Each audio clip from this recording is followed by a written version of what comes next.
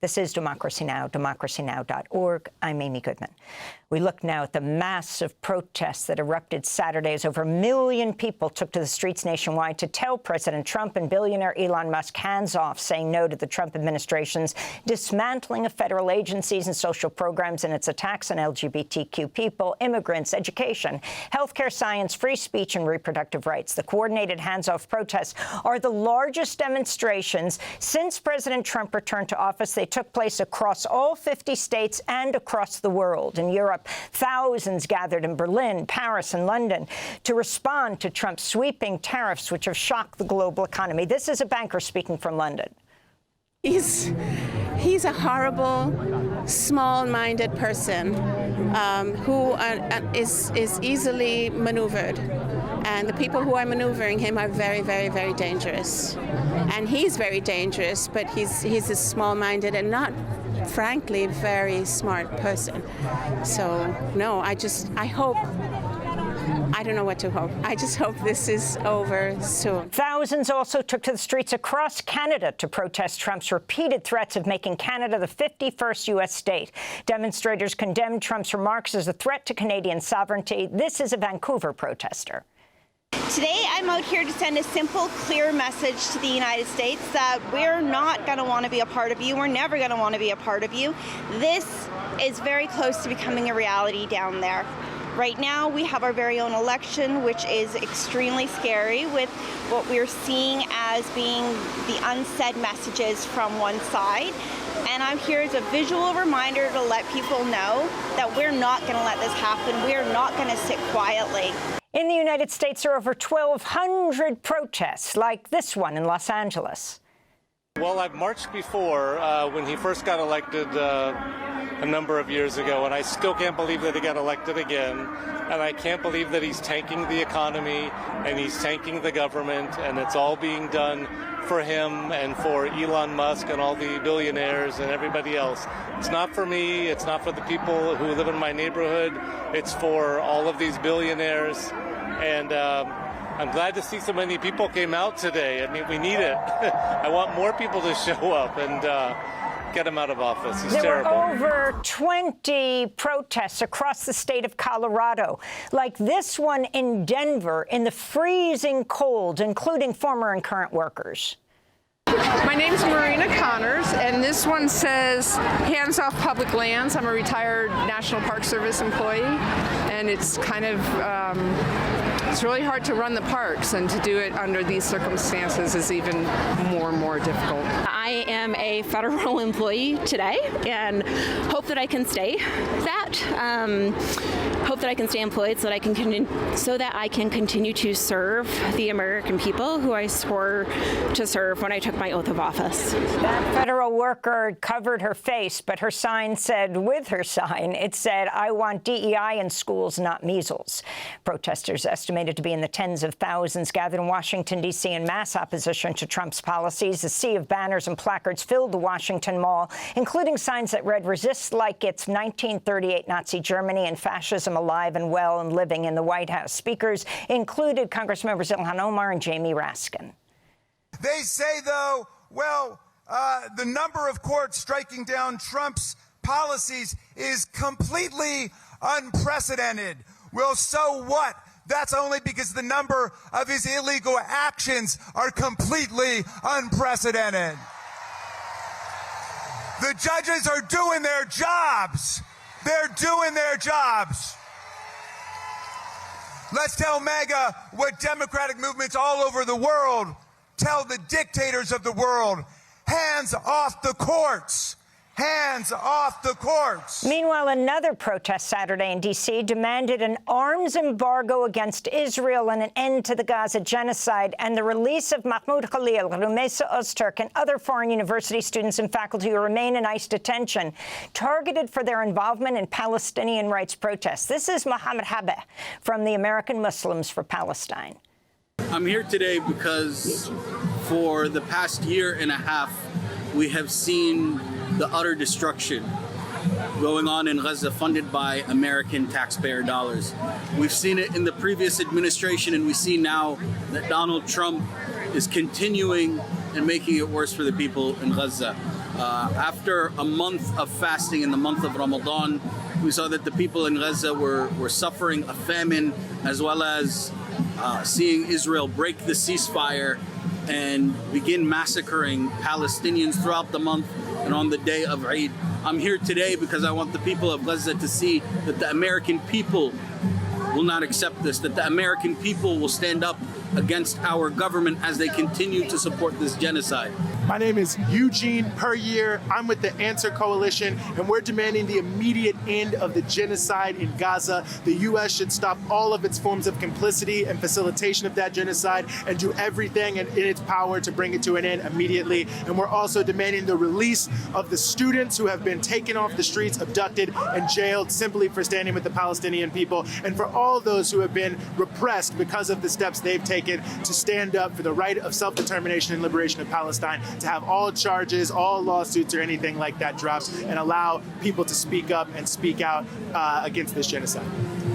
And here in New York City, up to 100,000 people took to the streets in Manhattan, marching from Bryant Park to Madison Square Park. Democracy Now! Was there. There were many issues discussed, among them Rumeysa Ozturk, that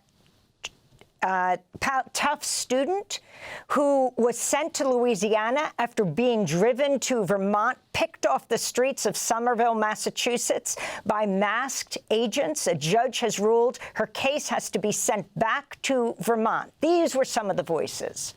My name is Sarah. I'm not with the group. I went to Tufts University, and that is where Rumeysa Ozturk was disappeared from.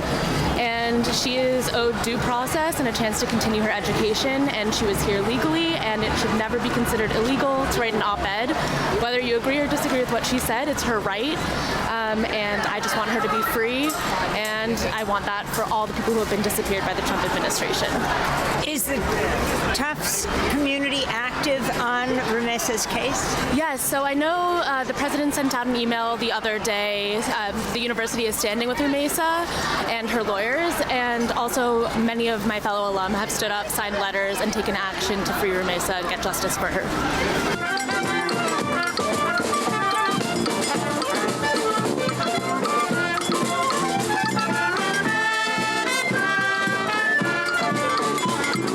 Christine Harrington, and I'm with lots of friends, and I'm a professor at NYU. And what do you teach? I teach law and politics. So I watched you. What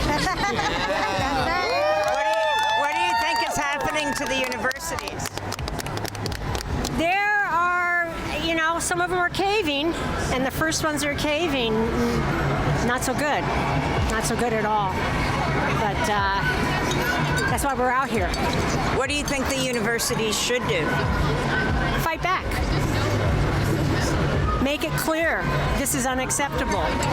It has never happened, and it will not happen. I mean, to mobilize together. But the caving we saw starting with Columbia and the spread has just made some universities figure duck and cover, We'll get through this. That's not what universities should be about.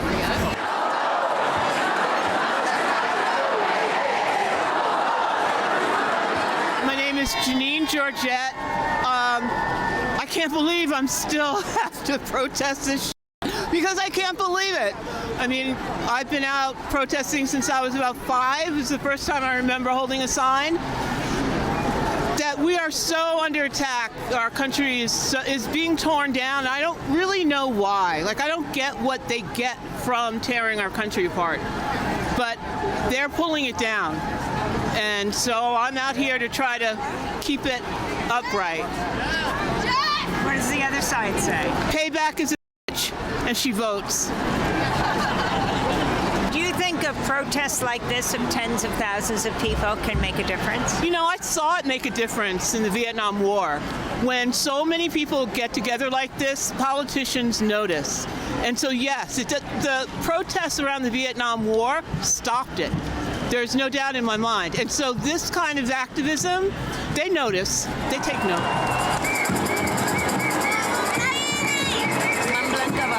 sign says, "Stop the mass kidnappings with no due process.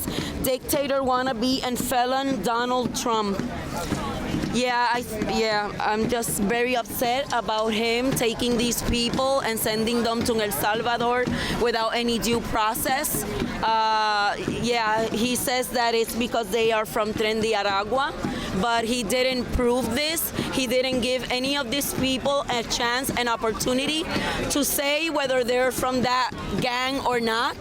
That to me is just BS. He's even defying the judge's orders, even during appeal. That is just BS, and we can't stand for that. I'm a probationary worker at the NIH. I'm a staff scientist. All probationary workers weren't fired? All no, they weren't fired, but a good 40% or so were fired, so I don't know the exact number. And what does your sign say?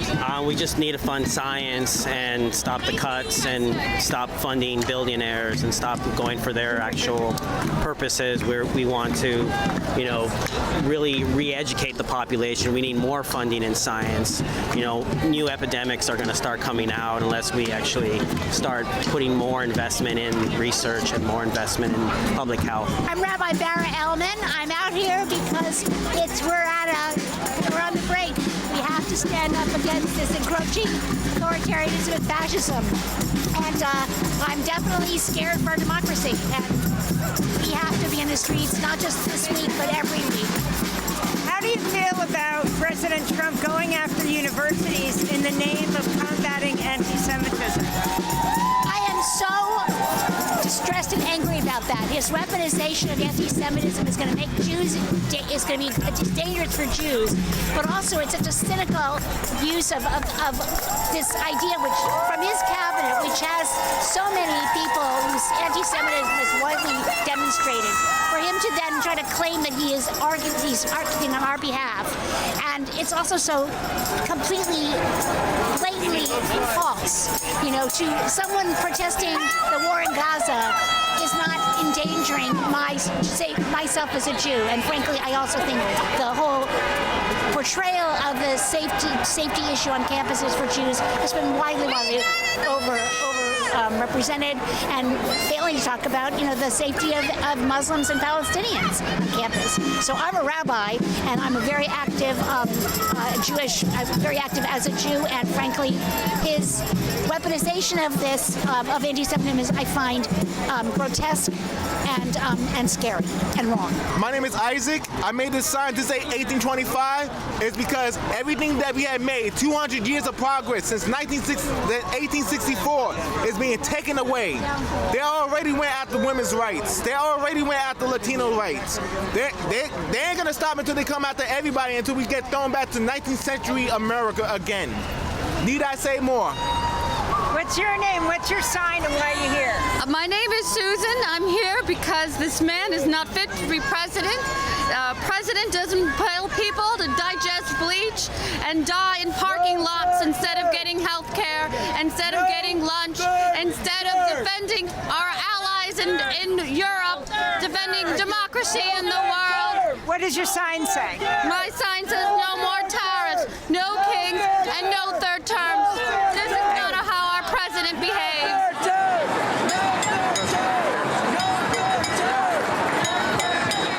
Voices from the hands-off protest in New York City. Estimates are up to 100,000 people marched on Saturday in the rain, some of the million who marched around the globe.